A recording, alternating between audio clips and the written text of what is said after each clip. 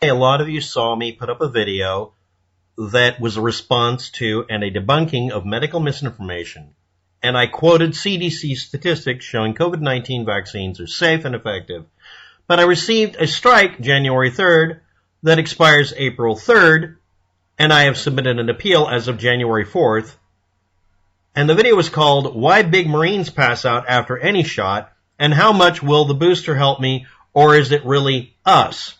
This was about each booster shot, increasing antibodies and interrupting the chain of transmission and preventing serious illness and or death by 15 to 20 times. It's actually higher than that, but people are being conservative about it.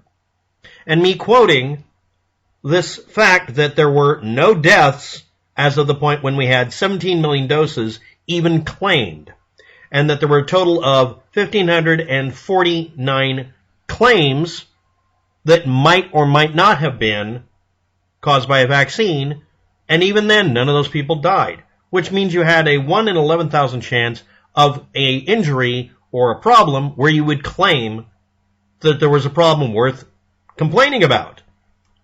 And only after a period of time where we ended up with 496 million doses did the CDC decide to associate 9 deaths with a vaccination in a specific way for a 1 in 55 million chance of death. Maybe sorta, because, again, these are all unconfirmed.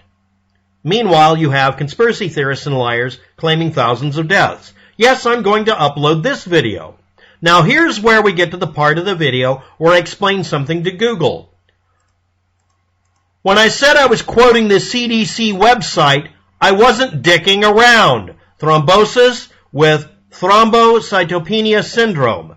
CDC identified 9 deaths caused by or directly attributed to this after the vaccination. That doesn't mean anybody died from the vaccine. That means they decided to be generous and say it could have been.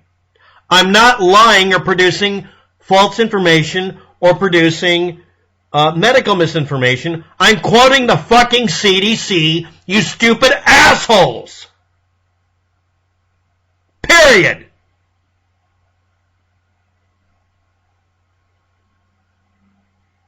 The rest of the information is from the same page, and I will quote it again.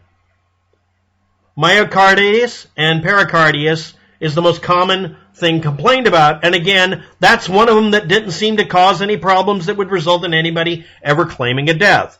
Out of the 57 that are claimed still, 9 apparently were people who died from this syndrome. Just like anaphylaxis can technically kill people, but again, anaphylaxis didn't kill anyone apparently that was attributable to this. After 496 million doses, if you want to lie about what caused the deaths, you have a 1 in 55 million chance of death only if you're trying to make hay out of this. Making claims other than this has no basis because, again, people are quoting, apparently, this site that says 9 deaths maximum. I am not telling people medical misinformation. I'm quoting, in this case verbatim, the CDC. Stop flagging my videos for posting facts, you bastards! I'm telling people that it's safe and effective by admitting that, yes, every medical treatment you get has side effects. This is the same logic that tells people that you shouldn't do something for treating malaria to try to treat this disease because it's mostly just side effects because it doesn't have any positive outcomes. Aspirin comes with risks. But in the case of this, the risk is so low, I say you should treat it as 0. But hey, that's just a fact. An internet fact. Sudden cardiac death during exercise. Footballers and other exercise people. The meme is that they drop dead, and here are the archives. Okay, well, the trouble is, these are people who were found to have not died from anything associated with coronavirus vaccines. Some of them died from coronavirus. Some of them died from something completely unrelated. And people lied about it. Again, I'm debunking lies and medical misinformation. Someone asked me, why did my son pass out after a shot? It happens all the dang time. It happens all the time. It's like, why did I pass out after getting my first shot of anything? Vitamin B12 will do it. Ordinary shots for other things will do it. And then at the end of the video, I mentioned that if you look at our world and data, confirmed U.S. deaths versus cases, you're finding that the death rate's dropping, primarily because people have an immune system that's been boosted, that they're able to fight the disease. We're winning, slowly. Someone asked me some legitimate questions, I posted the answers, and I posted a video because I assumed someone might want to know these answers.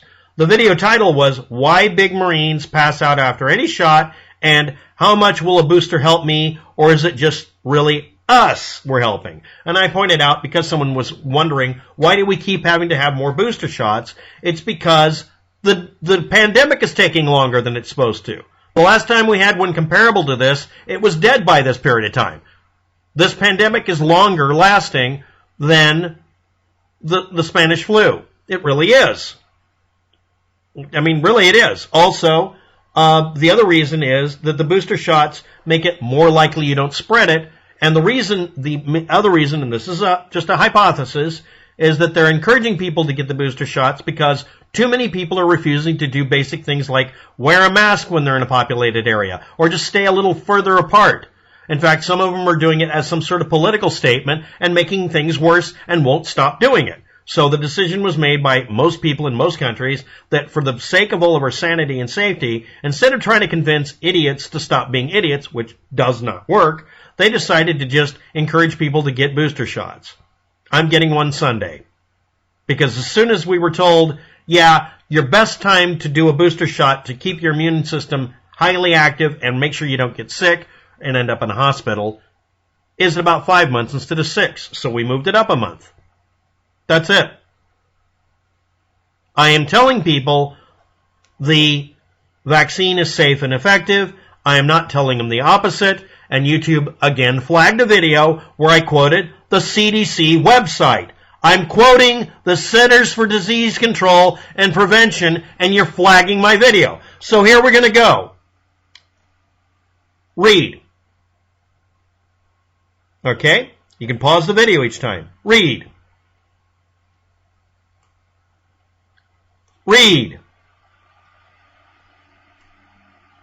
Read. This is the data I was quoting. I included an archive and a direct link. What do they want? Okay? At this point, YouTube, if you flag this video for medical misinformation, you're flagging it because I'm showing the CDC website.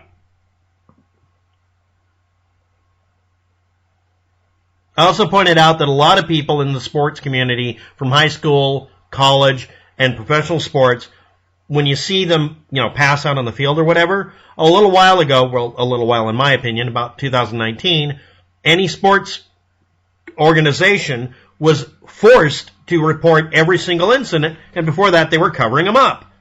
I don't remember what year it was, honestly. And what you're seeing is people reporting it when it happens. Also, another factor is because of the pandemic, a lot of sports organizations have had disrupted training, practice schedules, and it's made them more susceptible to just fainting on the playing field, or in some cases, getting sick, and a couple of people have actually died. It's not caused by the vaccine. Again, my video was flagged for medical misinformation when I was debunking it, and flagged for medical misinformation when I'm quoting the CDC. Again, I don't understand how the fuck you can do that. So again, I did not misquote sources. I'm showing to you them on screen. 2019 nCoV Vaccine Safety Adverse Events, cdc.gov. If this is what's triggering YouTube, fine. That's the title of this video. What the fuck are you flagging, YouTube? Why?